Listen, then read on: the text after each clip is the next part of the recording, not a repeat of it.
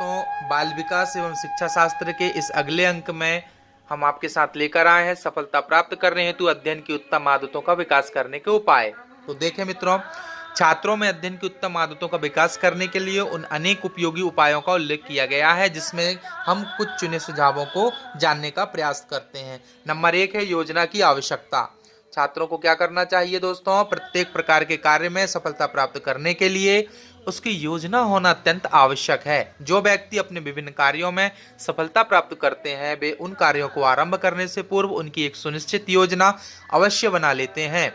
जिन पुरुषों एवं स्त्रियों ने किसी कार्य में ख्याति अर्जित की है, उन्होंने उस कार्य को करने से पूर्व उसकी योजना का निर्माण करके व उसका सावधानी से अनुकरण करके ही प्राप्त की है। यही बात अध्ययन संबंधी योग्यता का उन्नयन करने के लिए, उसको आगे बढ़ाने के विषय में कही जा सकती है। अध्ययन की योजना बनाने वाला छात्र उसमें अध्ययन के अतिरिक्त अपने द्वारा किए जाने वाले अन्य कार्यों में व्यय होने वाले समय को भी स्थान देता है। इस तथ्य पर अधिक प्रकाश डालते हुए क्रो ने लिखा है कि किसी भी आयु का छात्र जो अपने दैनिक कार्य जिनमें अध्ययन सम्मिलित है कि योजना बनाता है, वह ऐसी आदतों का विकास करता है जो उसे न केवल अपने विद्यालय जीवन में वरन उसके उपरांत भी सफल होने की में सहायक देती है। और अध्ययन की क्रमबद्ध एवं सुव्यवस्थित योजनाओं का अनुकरण करने से स्पष्ट विचार का प्रादुर्भाव होता है।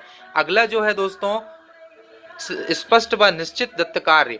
जो हमें सफलता उत्तम आदतों को प्राप्त करने के लिए क्या कर सकते हैं? स्पष्ट व निश्चित दत्त कार्य। उसको जो कार्य मिला है वो किस प्रकार से अपने जीवन में शामिल करता है, वो हम देखना चाहेंगे। छात्र चाहे जिस भी आयु का हो, उसको स्वतंत्र रूप से करने के लिए दिया जाने वाला कार्य दत्त कार्य कहलाता है एवं स्पष्ट निश्चित होना चाहिए कि वह समझ पाए कि क्या करके लाना है, क्या कार्य है उसका। यदि छात्र दत्त कार्य के विषय में यह कहता है शिक्षक ने क्या कार्य दिया है या मैं इस कार्य से संबंधित सामग्री को कहां पा सकता हूं, तो इसका केवल एक ही अर्थ है कि शिक्षक द्वारा दिया गया दत्त कार्य स्पष्ट एवं निश्चित नहीं है। अतः क्रो का मत है कि दत्त कार्य दिया हुआ कार्य स्पष्ट व एवं निश्चित होना चाहिए। उन सब छात्रों द्वारा विस्तार रूप से समझ लिया जाना चाहिए जिनसे उसको पूर्ण रूप करने की आशा की जा सके। अगला जो है दोस्तों, छात्रों की शारीरिक स्वस्थता। यह उत्तम आदतों का विकास करने के लिए सबसे पहले होती है छात्रों की शारीरिक स्वस्थता देखना। शिक्षाविदों की यह मान्यता निर्विवाद रही है कि छात्रों की शारीरिक स्वस्थता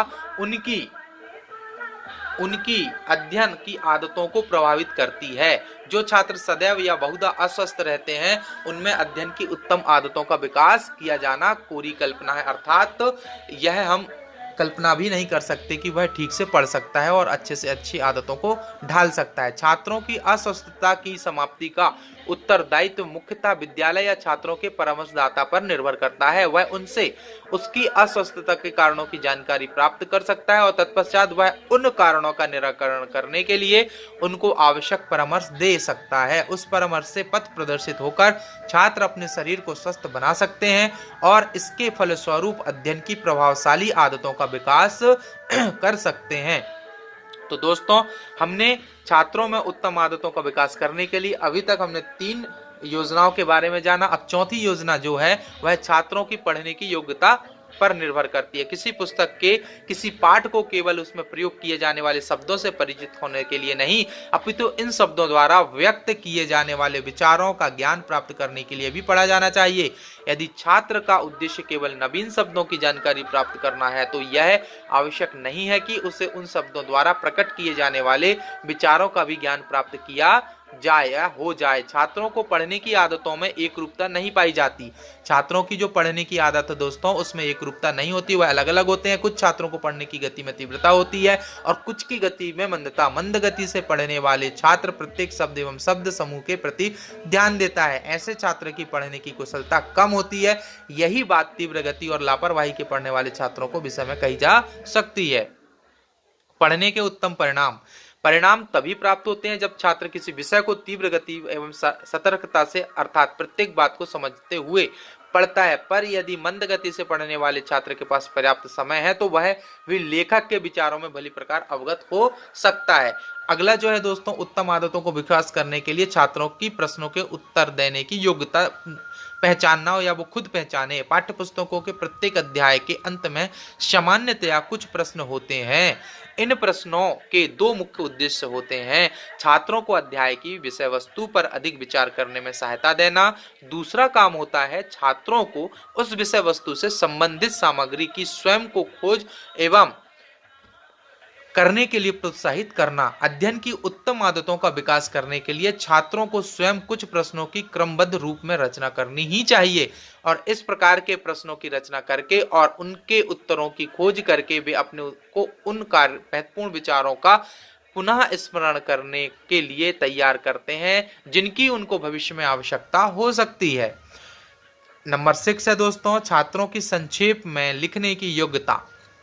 यह जो उत्तम आदतें पैदा करना है, विकास करना है बालकों में, तो छात्रों की संक्षेप में शॉर्ट फॉर्म में लिखना। छात्र जिस विषय का अध्ययन करता है उसको सुनियोजित करके संक्षेप में लिखा जा सकता है। इस कार्य में सफलता प्राप्त करने के लिए छात्र को विशेष प्रयास करना पड़ता है। इसके प्रयास उसको उस विषय के पूर्ण ज्ञान से संपन्न करने की अत्युत्तम विधि है। बाल विकास एवं शिक्षा शास्त्र में आगे हम देख रहे हैं दोस्तों कि इस विधि की उपादेयता पर प्रकाश डालते हुए क्रो ने लिखा है, प्रत्येक छात्र में अधिगम संबंधी आदतों को इस प्रकार निर्देशित किया जाना चाहिए कि उसे संक्षिप्त आलेख की कला में कुशलता प्राप्त हो जाए और संक्षिप्त यानी कि शॉर्ट फॉर्म में लिखे आलेख को महत्व के अनुसार उनका चिंतन करे और पुनः स्मरण करने एवं मूल्यांकन करने का अवसर प्रदान करता है। अगला हम देखें छात्रों की आवश्यकताओं व योग्यताओं का ज्ञान। अब हम देखें छात्रों की क्या आवश्यकता होती है और उनकी योग्यताओं का ज्ञान कैसे कराना है। छात्रों में अध्ययन की उत्तम आदतों का विकास करने के लिए उनकी आवश्यकताओं एवं योग्यताओं का ज्ञान प्राप्त किया जाना आवश्यक है। इस ज्ञान की प्राप्ति के लिए बुद्धि परीक्षण, इंटेलिजेंस टेस्ट संतोषजनक सिद्ध हुए हैं। उदाहरण के लिए जैसा कि रिस्क ने लिखा है कि यह पूर्ण रूप से ज्ञात हो गया है कि किसी विषय को भली भांति समझने के लिए पढ़ने की योग्यता और परीक्षणों और मानसिक योग्यता के परीक्षणों में बहुत कम सहसंबंध होते हैं। अगला हम देखेंगे अध्ययन में निर्देशन।